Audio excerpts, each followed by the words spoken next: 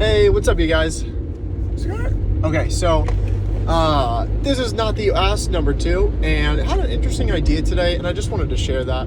So basically, what I did is I had this idea for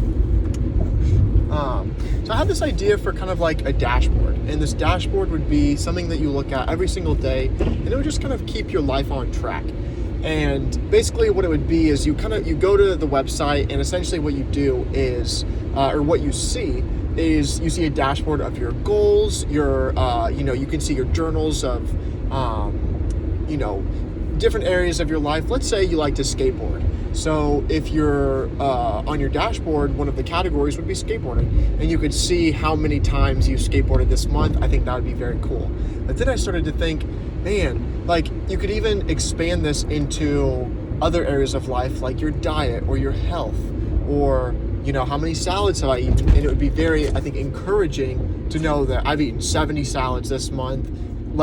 How high can we get that number? How many salads can we eat?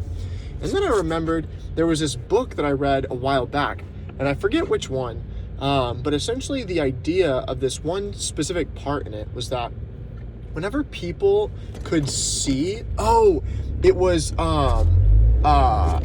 called To Sell is Human by Daniel Pink, I think was his name.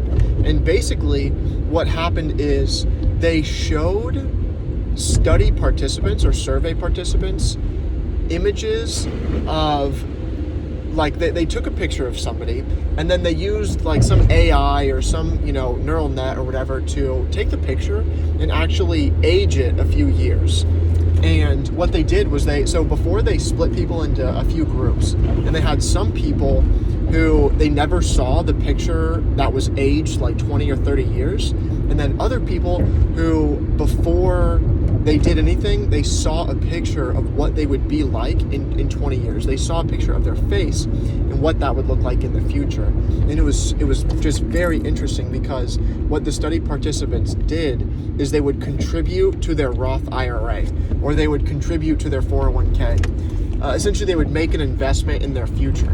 And what was profound was that the people who saw a picture of themselves in 20 or 30 years, like that artificial aging process, those people contributed like 4 times more than the baseline group, the people that didn't see the future picture of themselves. And I just thought that was so cool. If you're like me, sometimes what I'll do is I'll make very bad decisions in the moment to pursue immediate gratification at the expense of my future self.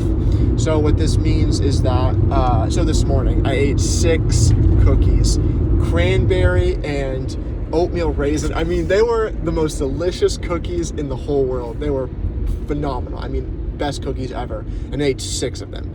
And this is outrageous. This is too many, and it's not great. And so I realized, like, if only I could, my future self wouldn't be okay with this. And instead of feeling guilty, what I did was I decided to make a change. So what I did is I downloaded this app that I can use to actually take a picture of me and then age it by 20 or 30 years. And so now, and then I set that as my background on my phone, so that now, anytime I look at my phone, which is, I mean, if you're like me, you look at your phone probably hundreds of times a day. And so now, every time I look at my phone, I see a picture of me in 30 years. And so if ever I'm about to make an instant gratification decision rather than a long-term health decision, I can see myself, and I can essentially be reminded that the future is going to come, and maybe now isn't the time to sacrifice my future health for instant gratification.